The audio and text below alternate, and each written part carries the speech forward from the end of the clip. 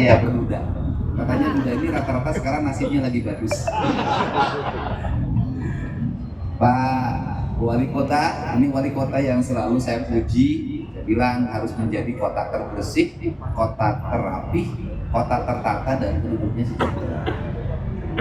Dan saya begitu masuk langsung tegur, ini masuk kota Bekasi nih rumputnya tinggi-tinggi, babat, saya bilang gitu.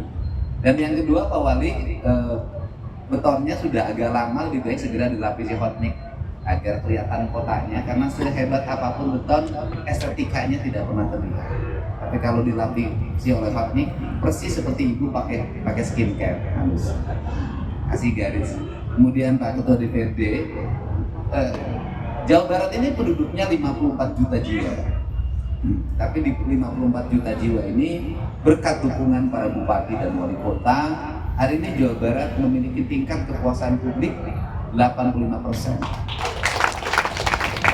Kemudian tingkat kepuasan personal terhadap gubernurnya 97,2.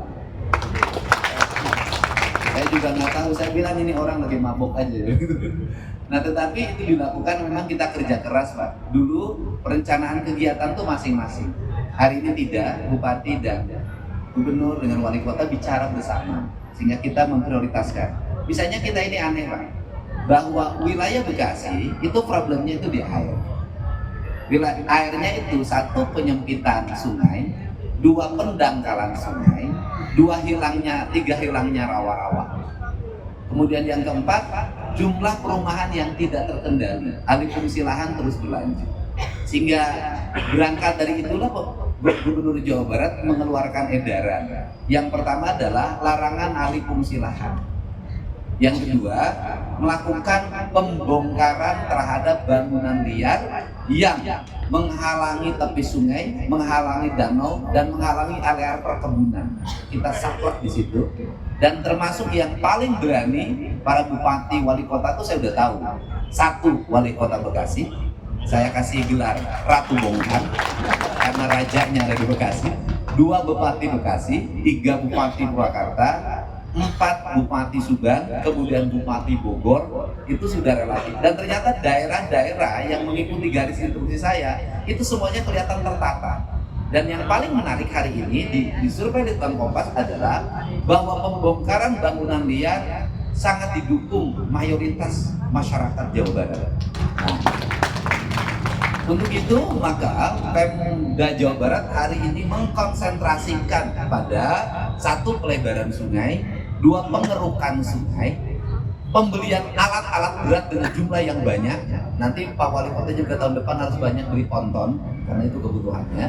Kemudian yang berikutnya adalah merevitalisasi rumah-rumah rakyat miskin, mencari sumber-sumber air bersih, menyelesaikan pendidikan dasar, tidak boleh lagi anak tidak sekolah, menambah jumlah ruang kelas baru, kemudian juga membeli tanah-tanah areal yang menjadi sumber air.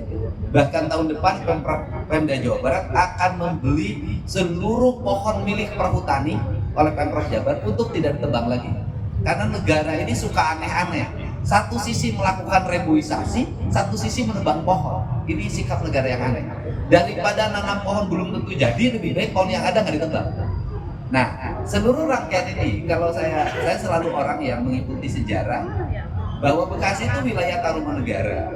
Tarumanegara itu menekankan pembangunan pada pengelolaan sumber daya air, pada aliran sungai. Kemudian dari Tarumanegara setelah itu ada peradaban baru namanya Pakuan Pajajaran, itu menekankan pada pembentuk pengelolaan sumber daya air, pengelolaan sumber daya hutan, dan kemudian pengelolaan sumber daya perkebunan karena melahirkan rempah-rempah yang dikirim ke Portugis. Nah kemudian memiliki sebuah wilayah area laut yaitu Sunda Kelapa. Nah di situ ditinggali oleh masyarakat Betawi yang mereka memiliki culture tersendiri, tidak ikut Pajajaran, tetapi mereka menghormati setiap pengiriman kapal. Nah, sebenarnya kalau sudah seperti itu, maka ke depan Pak Wali, setelah nanti sungainya terbentuk, sungainya tertata rapi, bantaran sungainya bersih, tidak ada lagi bangunan, dan kita juga akan memfokuskan pada daerah banjir, membangun rumah-rumah panggung, kita akan arahkan itu. Nah, kemudian yang berikutnya adalah mengembangkan transportasi air. Karena kesalahan fatal dari bernegara kita adalah menjadikan sungai menjadi belakang diri kita.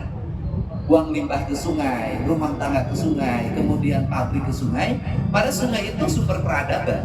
Nah, untuk itu nanti ke depan saya punya ide, punya gagasan untuk menjadikan tidak nanti di 2029 itu sudah saya targetkan. Saya ingin seluruh industri tidak ada lagi yang buang limbah ke sungai. Nanti pemerintah membangun IPAL komunal tersendiri karena mereka sudah bayar pajak. Nah, kalau sudah seperti itu maka Pak Wali sesuai dengan gagasan saya lama menjadikan Kali Malang menjadi Kali Wujud. Hari ini kan kalinya Malang ya, kalinya Wujud. Sehingga yang berikutnya akan ada perubahan desain dari seluruh jembatan. Semua jembatan dibikin melengkung. Hari ini saya lihat jembatan tuh rata. Jadi ketika ada sampah, mentok banjir hari ini melengkung. Dan kemudian nanti ada satu kesatuan desain. Saya ingin jembatan-jembatan berestetika. Kemudian semua bangunan berestetika. Karena apa? Karena hanya dengan estetika itulah nanti Jawa Barat akan menjadi pusat pariwisata. Karena itu Jawa Barat tuh nggak usah susah-susah kampanye tentang wisata. Cukup jalannya bagus, sungai-sungainya bersih, seluruh pemandangan panorama alam yang diisi oleh bangunan kemudian dibersihkan, maka kita akan menjadi pusat kepariwisataan. Nah, ini yang menjadi orientasi. Berikutnya adalah stimulus. Nah, dulu waktu saya jadi bupati, stimulus provinsi itu kisiran 60 juta setiap kegiatan. Hari ini provinsi berkomitmen stimulus TMMD dan TMMK itu minimal 1 miliar.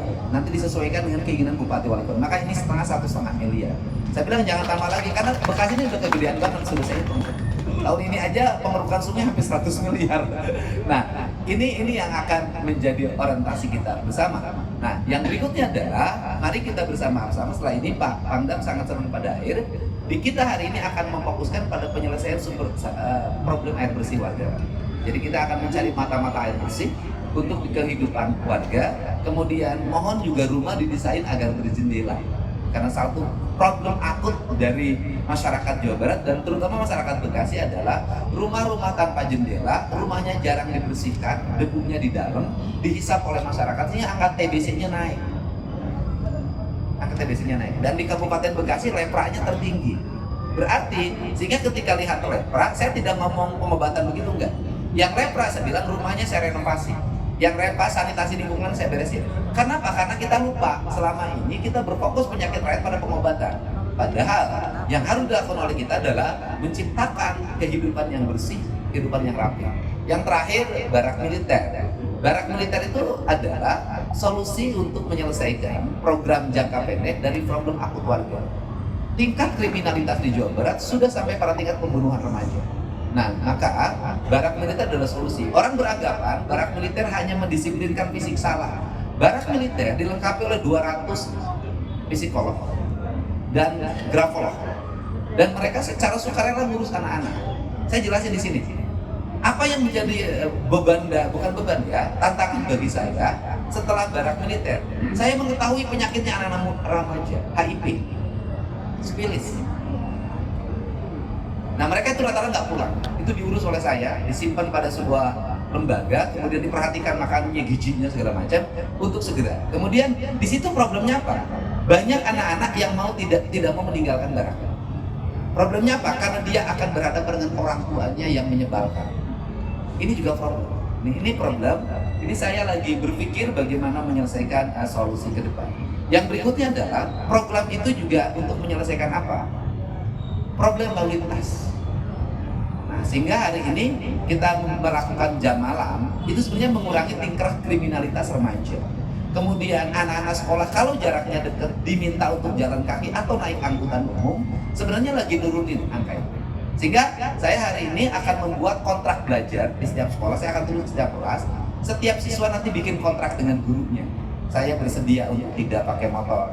Saya bersedia untuk tidak menggunakan motor brong. Dan saya bersedia diberi sanksi tidak naik kelas apabila melanggar. Nah, selama ini kita tidak pernah diintegrasikan dengan pendidikan.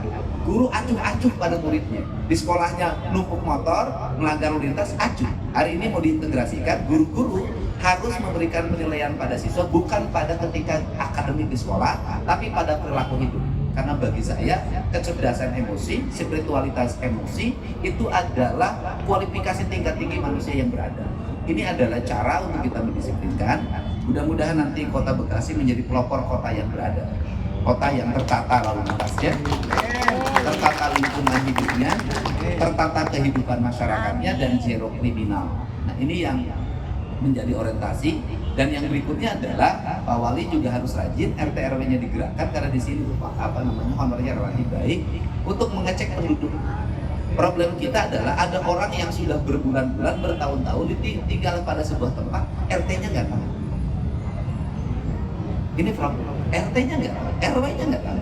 Tiba-tiba meninggal, tiba-tiba ada kriminal, tiba-tiba ada apa dia tidak tahu. Nah, ini prinsip-prinsip ini harus segera dikembangkan dalam penataan kota. Karena apa? Kemerdekaan kita itu kemerdekaan yang akhirnya tidak punya tanggung jawab. Ini yang terbangun. Untuk itu saya ucapkan terima kasih Pak Wali, Pak Dandim, dukungan dari Pak Pangdam dan seluruh jajaran Bukajati, Pak Kapolres Metro. Mudah-mudahan seluruh kegiatan ini bisa berjalan, dan ini barangkali kali pertama ada namanya TMMD, harusnya TMMK. Jadi kalau kata Pak Pangdam, kok nggak ramai? Namanya juga di kota. Tapi jangan lupa Pak, kalau Bapak bikin kesenian di Bekasi, penontonnya penuh kalau hujan. Karena orang Bekasi itu rindu hiburan, lama mereka tidak menemukan hiburan. Nah untuk itu, dan saya termasuk laki-laki penghibur bagi seluruh warga Bekasi. Saya ucapkan terima kasih. Mudah-mudahan berkah semuanya, Pak Wali, mudah-mudahan jadi. Dan yang berikutnya, para Babinsa dan Babin Kamtibmas juga harus digerakkan. Karena nanti kelurahan mulai hari ini dilombakan Pak. Nanti kelurahan juara kecamatannya mendapat stimulus 200 juta dalam bentuk pembangunan. Juara kotanya mendapat 1 miliar dalam bentuk pembangunan. Juara provinsi mendapat 9 miliar Pak. Pembangunan. Ini saya dilombakan, dan nanti saya akan umumkan itu kelurahan terburuk. Nah berarti nanti Babinsa, Babin Kamtibmasnya itu muncul. Ini kita harus stimulus, karena di Indonesia itu kalau tidak dilombakan tidak bergerak. Jadi kita memang semua juga pujian. Untuk itu saya ucapkan terima kasih, tapi pujian yang bermanfaat. Ya, saya juga bekerja kan karena honornya cukup, difasilitasi kan semua juga seperti itu. Saya ucapkan terima kasih. Selamat buat Pak Dandim, semoga mendapat jodoh di Kota Bekasi. Terima kasih. Assalamualaikum warahmatullahi wabarakatuh. Terima kasih kami ucapkan kepada Bapak Gubernur Jawa Barat atas sambutannya. Demikian acara paparan TMMD reguler 125 tahun anggaran 2025. Kami ucapkan terima kasih selanjutnya untuk seluruh tamu undangan.